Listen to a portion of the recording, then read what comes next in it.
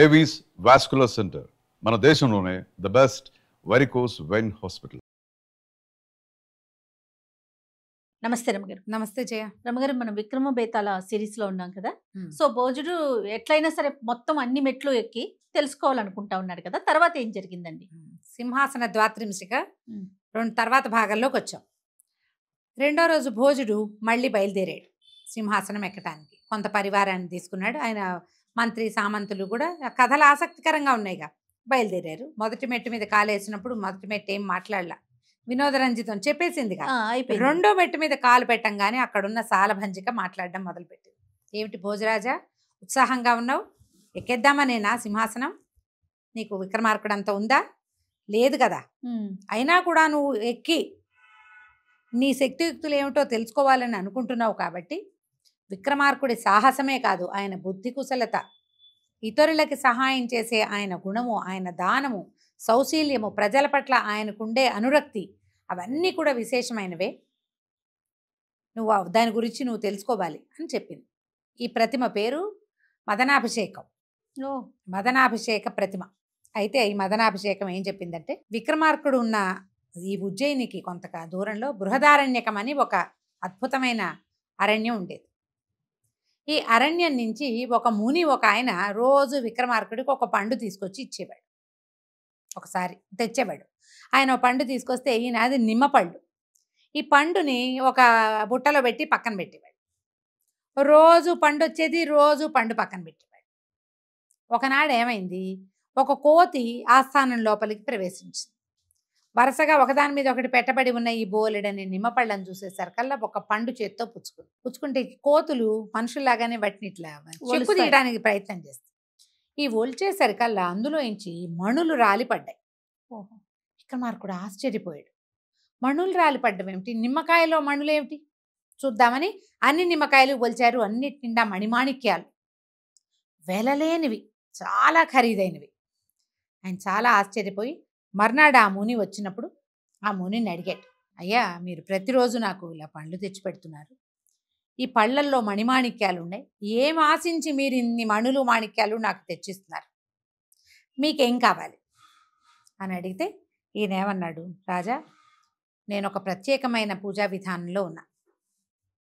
ఒక రకంగా ఇది కాళీ ఉపాసనే. ఈ దేవాలయంలో ఉపాసన కాకుండా నాకు శ్మశాన ఉపాసన ఉన్నది. ఈ బృహదారణ్యానికి ఆనుకొని నగరానికి చివరిలో పెద్ద మహాశ్మశానం ఒకటి ఉంది.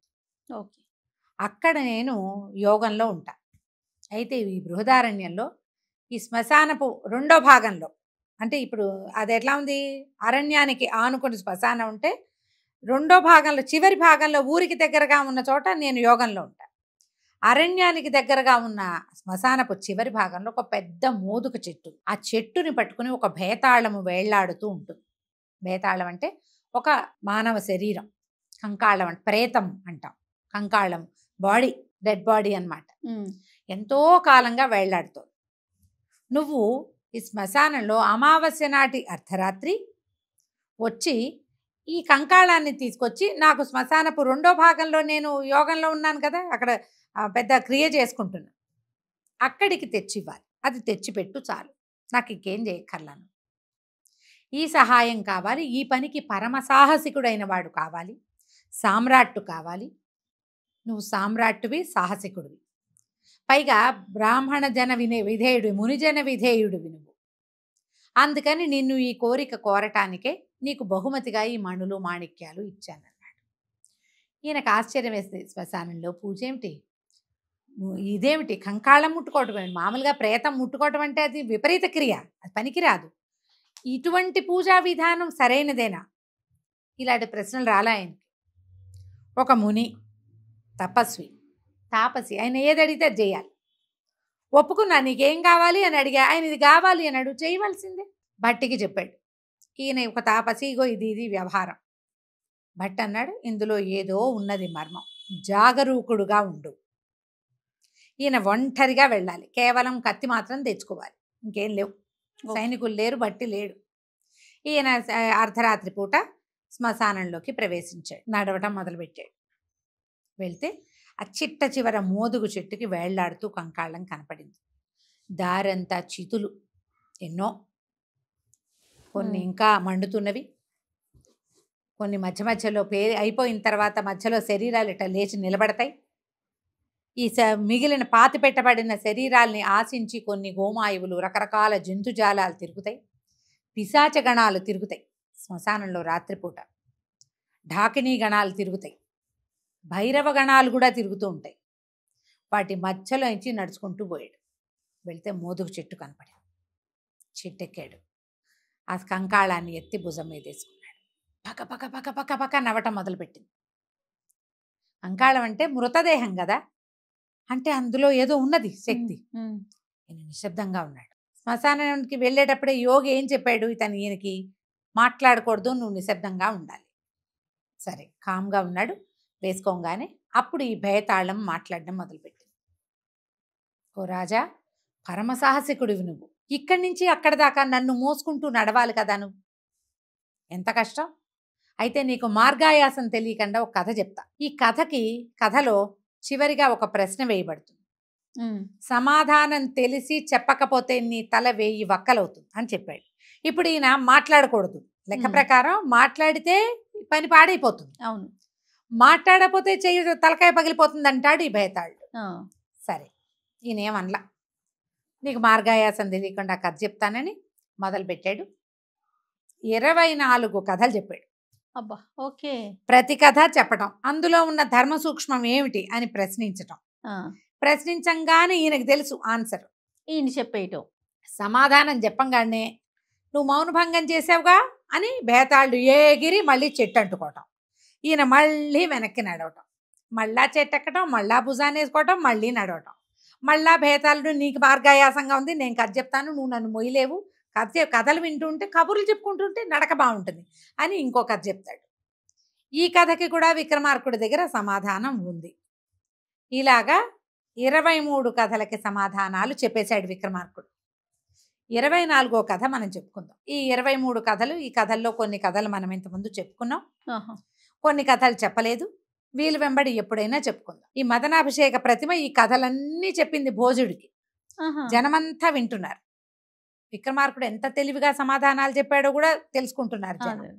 అయితే 24వ కథ ఏమిటంటే, పూర్వం ఒక రాజుగారు, దేశాటన అవన్నీ ఆసక్తి. ఆయన చిన్నప్పుడు ముందంతా ఒకడే వెళ్ళేవాడు. తర్వాత వివాహం అయ్యాక భార్యతో దేశాటన చేసేవాడు. కూతురు పుట్టాక కూతురుతో సహా దేశాటన చేసేవాడు. భార్య, భర్త, కూతురు ముగ్గురు దేశాటనకి బయలుదేరారు. అయితే మధ్యలో రాజుగారికి ఏదో ప్రమాదం వాటిల్లి ఆయన మరణించాడు. రాణి, యువరాణి ఇద్దరు వెనక్కి తిరిగి వెళ్ళడం వాళ్ళ వల్ల గాల. సరే వాళ్ళు ఏం చేశారు, ఇక ఏ అడవుల్లో వెంబడో ఇక తిరుగుతూ ఉండిపోయారు. అడవుల్లోనే ఉన్నారు. ఈ తల్లి కూతురు ఉన్న అడవిలోకి ఒక రాజుగారు, ఆయన కుమారుడు వేటాడడానికి వచ్చారు. రాజుగారికి భార్య లేదు, భార్య గతించింది. కుమారుడు పెద్దవాడే, వివాహయోగ్యమైన వయసు ఉన్నవాడు. రాజుగారికి పెళ్లి సంబంధాలు వస్తున్నాయి, కుమారుడికి పెళ్లి సంబంధాలు వస్తున్నాయి. ఇద్దరు అడవిలోకి వెళ్ళారు. వెళ్తే ఏమైంది, ఒక పెద్ద చెరువు ఉంది అక్కడ, మంచి పద్మ సరోవరం, దాని నిండా తామరలు ఉన్నాయి, ఎన్నో కొంగలు, బాతులు అవి ఇవి చాలా కనపడుతున్నాయి, చేపలు కనపడుతున్నాయి, తాబేళ్ళు కనపడుతున్నాయి. మొత్తం అంతా చాలా మనోభిరామంగా ఉంది చెరువు. ఆ చెరువు వెంట ఈ మన ఒడ్డు దగ్గర వాళ్ళకి 2 మనుషులు నడిచిన గుర్తులు కనపడ్డాయి. బాగా పరిశీలించారు. పరిశీలిస్తే ఎవరో 2 మనుషులు మనకంటే ముందు వచ్చారు. సరే పరిశీలించిన తర్వాత రాజు కొడుకు ఇద్దరు బాగా అబ్జర్వ్ చేసి, ఇవి స్త్రీల పాదాలు, పద్మిని జాతి స్త్రీలు వీళ్ళిద్దరు, అంటే సౌందర్యవతులైన వాళ్ళు. అయితే బాగా చూసి చూసి పద్మిని జాతి స్త్రీలు ఎలా ఉంటారు, ఎక్కడుంటారు, అలాంటి వాళ్ళని వివాహం చేసుకుంటే జీవితం ఎంత బాగుంటుంది, వాళ్ళకి పుట్టే సంతానం ఎంత పరమాద్భుతమైంది వస్తుంది, ఇవన్నీ మాట్లాడుకున్నారు. ఉత్తమ సాముద్రిక లక్షణాలు ఉన్న కన్యల్ని గనక వివాహం చేసుకుంటే సంతానం బాగుంటుంది. అప్పుడు రాజు అన్నాడు, ఎవరినో ఎందుకు చేసుకోవాలి, ఈ అడవిలో 2 స్త్రీలు ఉన్నారు, ఒంటరిగా ఉన్నారు, వీళ్ళనే వివాహం చేసుకున్నా. పెద్ద పాదాల జంట ఒకటి, చిన్న పాదాల జంట ఒకటి కనపడుతోంది.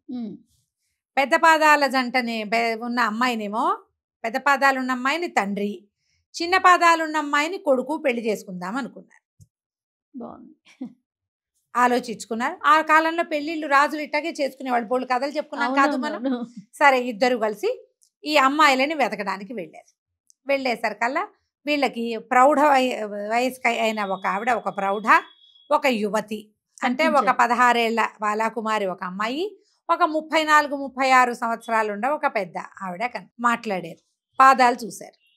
పెద్ద పాదాలున్న అమ్మాయిని నేను వివాహం చేసుకుంటాను, చిన్న పాదాలున్న అమ్మాయిని కొడుకు వివాహం చేసుకుంటాడని ప్రకటించారు. వీళ్ళు ముందే ప్రతిజ్ఞ చేసుకున్నారు కదా, ప్రతిజ్ఞ ప్రకారం వివాహం చేసుకున్నారు. తీరా ఇక్కడికి వచ్చాక ఏమైంది? చిన్న పాదాలున్న ఆవిడ తల్లి, పెద్ద పాదాలున్న ఆవిడ కూతురు. ఇప్పుడు తల్లి కూతుళ్లలో కూతుర్ని తండ్రి, తల్లిని తల్లిని కుమారుడు వివాహం చేసుకున్నారు. ఓహో.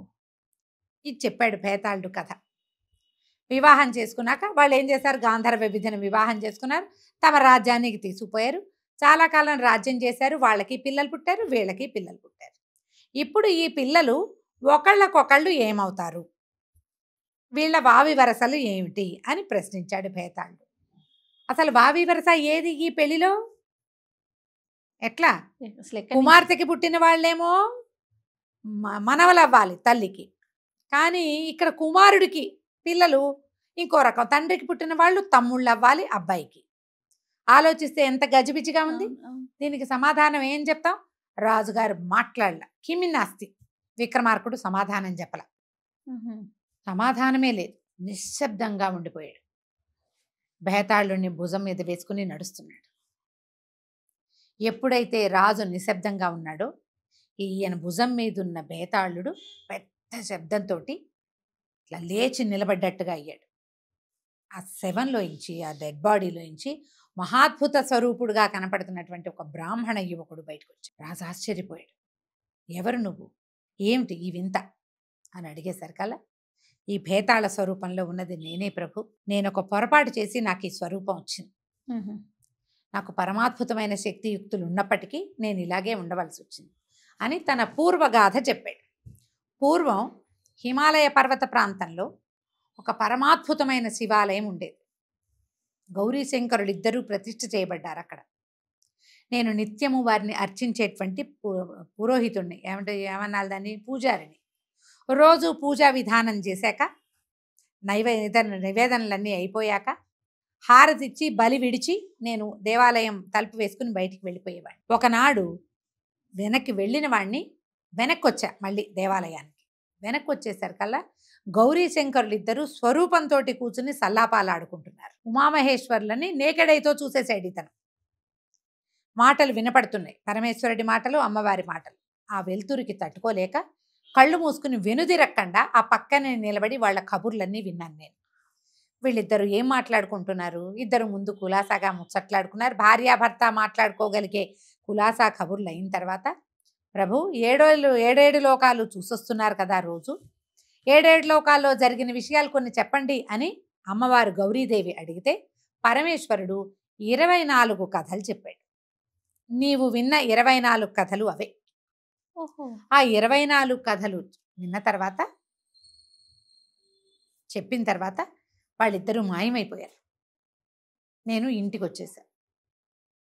ఉద్రేకాన్ని అణుచుకోలేక, ఇది దేవరహస్యం అని తెలిసినా కూడా నా భార్యకి చెప్పారు, ఇవి ఎవ్వరికీ చెప్పద్దు, నేను ఇట్లా ఉమామహేశ్వరులు ఇద్దరు మాట్లాడుకోవటం విన్నానని, ఈ వింత గాథలు ప్రపంచంలో ఎక్కడా జరగని విడ్డూరాలని, అంటే మనకి తెలియదు, ఎక్కడెక్కడో జరిగినవి, ఏ లోకాల్లో జరిగినవో ఆ విడ్డూరాలన్నీ నేను నా భార్యకి చెప్తే నా భార్య ఇతరులకి తెలియజేసింది. ఎప్పుడైతే ఆమె నోటి నుంచి ఈ మాటలు బయటికి వెళ్ళినాయో పరమేశ్వరుడు ప్రత్యక్షమయ్యాడు.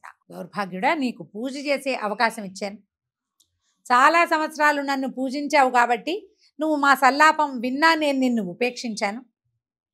ఇతరులకి, ప్రజలకి తెలియకూడని విషయాలని నువ్వు విన్నా నేను ఉపేక్షించింది ఎందుకు? ఇన్నేళ్ళు నన్ను సేవించావని నువ్వు నీ భార్యకి చెప్పావు, నీ భార్య ప్రపంచానికి తెలియజేసేసింది. ఇంత పని చేసావు, మా సల్లాపాన్ని బయటికి చెప్పావు కాబట్టి నువ్వు భేతాళాన్ని వైపోవు అని నన్ను శపించాడు పరమేశ్వరుడు. పరిపరి విధాలుగా ప్రార్థించి పాదాలు పట్టుకున్నాను. మళ్ళీ నీ సేవాభాగ్యాన్ని నాకు అందించమని పరమేశ్వరుని వేడుకున్నాను. అయితే ఆయన ఏం చెప్పాడంటే, బృహదారణ్యకంలో మోదుగ చెట్టు ఉంది, 30 సంవత్సరాలు అక్కడ నువ్వు వేళ్లాడు. 30 సంవత్సరాలు అంటే అది 30 జన్మల పాటు ఇక్కడ వేళ్లాడుతూ ఉండాలి నువ్వు. అయితే ఒక రాజు ఈ 24 కథలు విని దీనికి సమాధానం చెప్పగలుగుతాడు. 24వ కథకి సమాధానం లేదు. ఎప్పుడైతే ఆ సమాధానం రాని కథని ఆ రాజుకి నువ్వు వినిపిస్తావో అప్పుడు నీ శాప విమోచనం అవుతుంది. కానీ నువ్వు వెంటనే నీకు మోక్షం రాదు. అతడు 2000 సంవత్సరాలు భూమండలాన్ని పరిపాలిస్తాడు ఆ రాజు. అతనిని సేవించు. ఆ సేవించిన తర్వాతే అతనితో పాటే నీకు మోక్షం వస్తుందన్నాడు. అందుకని నేను ఇక్కడ భేతాళంగా ఉండిపోయాను. ఈవేళ నీ వల్ల నాకు శాప విమోచనమైంది. నేను నీకు పూర్తిగా అనుంగు భృత్యుణ్ణి. నువ్వు ఎప్పుడు పిలిస్తే అప్పుడు పలుకుతా, ఎక్కడికి రమ్మంటే అక్కడికి వస్తా, నువ్వు ఏం చేయమంటే అది చేస్తా. నా వల్ల కానిది లేదు. ఎలాంటి దుష్కరమైన క్రియ అయినా నా వల్ల అవుతుంది. నేను నీకు వశుణ్ణయ్యాను అనేసరికల్లా ఈయన అన్నాడు, మరి భేతాళాన్ని తీసుకురమ్మన్నాడు కదా ముని, అతనికి మాట ఎట్లా తప్పని నేను? శవాన్ని తీసుకురావాలి, నువ్వు మాయమైపోయి ప్రత్యక్షం అయ్యావు, ఇలా అయ్యావు, ఇప్పుడు నేనేం చేయాలి అడిగేసరికల్లా ఈ భేతాళుడు అన్నాడు, ప్రభు అతను నేను అనుగ్రహించటానికి కాదు, నిన్ను బలివ్వడానికి చూస్తున్నాడు. ఆ యోగి తాపసి స్వరూపంలో ఉన్నవాడు, వాడు ఒక కాపాలికుడు. యోగి స్వరూపంలో నీకు కనపడ్డాడు. పరమసాహసికుడువైన నిన్ను గనక బలిస్తే అమోఘ వరాలు ఇస్తుంది అమ్మవారు. భట్టికి అమోఘ వరం లభించింది కదా, 2000 సంవత్సరాలు జీవించేది. అలాంటిది పొందటానికే అతని ప్రయత్నం చేస్తున్నాడు. నిన్ను సాష్టాంగ పడమంటాడు. సాష్టాంగ నువ్వు చేయగానే నిన్ను బలిస్తాడు. దానికి బదులుగా అతనిని బలివ్వు నువ్వు. నేను నీకు ఈ భేతాళ స్వరూపంలో నీ భుజాన్ని ఆశ్రయించుకుని ఉంటాను. నన్ను తీసుకెళ్ళి అక్కడ అప్పచెప్పు. నమస్కారం చేయమన్నప్పుడు చేయొద్దు. ఆ యోగినే గనక నువ్వు బలిస్తే అమ్మవారు నీకు ప్రత్యక్షం అవుతుంది. నీకు ఉన్న వరాలతోటి ఇంకా అమోఘ వరాలు లభిస్తాయి అని చెప్పి ఈ స్వరూపంలో కనపడుతున్నటువంటి భేతాళుడు మళ్ళీ ఈ డెడ్ బాడీ రూపంలో ఈయన భుజం మీదకి చేరిపోయాడు. దీన్ని మోసుకుంటూ, ఈ భేతాళాన్ని మోసుకుంటూ విక్రమార్కుడు శ్మశానపు 2వ భాగానికి వెళ్ళిపోయాడు. ఆ భాగంలో అప్పచెప్పాడు. అప్పచెప్తే యోగి చాలా సంతోషించాడు. నీలాంటి సాహసికుడిని నేను చూడలేదు. నీ అంతటి వాడివి నువ్వే. నీకు ఎంతో కరుణ లభించింది అమ్మవారిది. ఆ భేతాళాన్ని ఇక్కడ పడుకోబెట్టాను, ఒక ముగ్గులో పడుకోబెట్టించాడు. ఈ భేతాళుడు వశమవుతాడు. ఈ విక్రమార్కుడిని బలి ఇవ్వటం వల్ల అమ్మవారు ప్రత్యక్షం అవుతుంది. నువ్వు ఇక్కడ పడుకుని ప్రదక్షిణ నమస్కారం చేయి. ముందు దీనికి ప్రదక్షిణ చేయి, తర్వాత పూర్తిగా నేల మీద సాష్టాంగం పడు, నమస్కారం చేసుకుని నువ్వు వెళ్ళిపోవచ్చు. నేను నా పూజ పూర్తి చేసుకుంటాను అన్నాడు. అలాగేనని ఈ భేతాళాన్ని పడుకోబెట్టిన ముగ్గు చుట్టూతా ప్రదక్షిణ చేసి వచ్చాడు విక్రమార్కుడు. చేసి సాష్టాంగానికి పాదాల మీద ఊరికే మోకాళ్ళ మీద కూర్చుని దండం పెట్టిపోయాడు. యోగి అన్నాడు, అట్లా కాదు ప్రభు, సాష్టాంగం చెయ్యన్నాడు. ఈయన అన్నాడు, సాష్టాంగం అంటే ఎలాగండి, నాకు తెలీదు, నేను ఎప్పుడు ఇలాగే పెడతాను గుళ్ళో దండం అన్నాడు. యోగి అన్నాడు, కాదు ప్రభు, పడుకోవాలి నేల మీద, ఒక పాదం మీదకి ఒక పాదం ఎక్కించాలి, 2 చేతులు పొడుగ్గా చాపాలి. అలా నాకు రాదండి, నేను ఎప్పుడూ చేయలేదన్నాడు విక్రమార్కుడు. చాలా సింపుల్, చాలా సులువు, నేను చేసి చూపిస్తాను చూడండి అని యోగి ఏం చేశాడు, పడుకొని ఆ పక్క నేల మీద పొడుగ్గా పడుకుని కాళ్ళు చాచి ఒక కాలు మీదకి ఒక కాలు వేసుకుని 2 చేతులు ముందుకు చాపి నమస్కారం చేసి నుదుటిని కళ్ళని తాకించాలి, ఇట్లా ఇట్లా తాకించాలి. కిందకి పెట్టాడు. పెట్టంగానే ఈయన ఏం చేశాడు, ఓరలోంచి చంద్రహాసం తీసి ఒక్క వేటుతోటి ఈ యోగిని చాలా హతమార్చేశాడు. ఎప్పుడైతే యోగి తల తెగిందో రక్తం ధారలుగా వెళ్ళి ఆ భేతాళం మీద పడి పడంగానే పెద్దగా ఉరుములు మెరుపులు మెరిసినాయి, దేవదుందుములు మోగినాయి. అమ్మవారి ప్రత్యక్షమైంది. భద్రకాళీశ్వరు, నీకు ప్రత్యక్షం అవ్వడానికే ఉన్నాను విక్రమార్క నేను అని ఈ యోగిని బలిచ్చినందుకు నీకు ఏ వరం కావాలంటే ఆ వరం కోరుకో. విక్రమార్కుడికి ఏం కావాలి, నా రాజ్యం సుభిక్షంగా ఉండాలి, భూమండలం అంతా సుభిక్షంగా ఉండాలి, నేనెప్పుడూ ధర్మాచరణ మానకుండా ఉండాలి. ఇప్పుడు సహాయం చేస్తానని చెప్పాడు యోగికి. అవును, బేతాళం తెచ్చిపెట్టే వరకు ఓకే. ఈ తనని పిలిచిన యోగిని సంహరించిన తప్పు, ఇది సంహరించవలసే వచ్చింది కాబట్టి ఈ యోగిని బ్రతికించు. ఇది మెచ్చుకోవాల్సింది కదా, మరి యోగిని బ్రతికించు. ముని ఆయన తాపసిగా ఉన్నాడు, తపస్సు చేసుకుంటాడు. ఈ వరాన్ని ఇవ్వమని కోరుకున్నాడు. కాళికాదేవి సరేనని అమ్మవారు మాయమైపోయింది. భేతాళుడు ఆ స్వరూపం ఏం కనబడుతుందో అది మాయమైపోయింది. అతను వరం రూపంలో ఆ విక్రమార్కుడికి చేరిపోయాడు. ఈ ముని మళ్ళీ జీవించాడు. జీవించి జరిగింది ఆయనకు అర్థమైంది. అప్పుడు ఆయన, నన్ను క్షమించు, భేతాళుడిని వశం చేసుకోవడానికి నిన్ను బలిచ్చి అమ్మవారి వరం పొందటానికి నేను ఇంత ప్రయత్నం చేశాను. నువ్వు నన్ను సంహరించి అమ్మవారి వరాలు నువ్వే పొందావు. భేతాళుడు నీ వశమయ్యాడు. ఇంకా నాకు అది లభించదు. నేను హిమాలయాలకు వెళ్ళి తపస్సు చేసుకుంటానని ముని వెళ్ళిపోయాడు. ఈ వరాలతోటి భేతాళ శక్తితోటి, వశమైన భేతాళ శక్తితోటి విక్రమార్కుడు మళ్ళీ తన రాజ్యానికి వెళ్ళిపోయాడు. ఈ కథను చెప్పింది మదనాభిషేకం. చెప్పి విక్రమార్కుడు చూడు, ఒక సాహసే కాదు, తనని చంపడానికి పూనుకున్న వాడిని కూడా బతికించేలాంటి ఔదార్యం కలిగిన వాడు. ఇలాంటి విపరీతమైన ఆలోచన నీకున్నదా? ఉంటే తర్వాత మెట్టు మీద ఎక్కువ, లేకపోతే దిగి వెళ్ళిపో అని చెప్పింది. భోజరాజు ఈ మదనాభిషేక ప్రతిమకి ఒక నమస్కారం చేసి వెనక్కి దిగి వెళ్ళిపోయాడు. కానీ రాత్రి మళ్ళీ ఆయనకి మూడో ప్రతిమ ఏం చెప్తుందో, విక్రమార్కుడికి ఇంకేమైనా విశేష గుణాలు ఉన్నాయేమో, ఆయన ఔదార్యం ఇంకా ఉందేమో, ఇంకేముందో ఆయన చేసిన సాహసం తెలుసుకోవాలనిపించింది. తెలుసుకుందామని అనిపించిన తర్వాత నిద్రపోయిన భోజరాజు మర్నాడు ఉదయం ఏం చేశాడో మనం వచ్చే భాగంలో తెలుసుకుందాం. అద్భుతంగా ఉండే రమ్మగారు. విక్రమ బేతాళ కథలే అసలు అత్యద్భుతం. ఇవి ఇంకా బాగున్నాయండి. నమస్తే.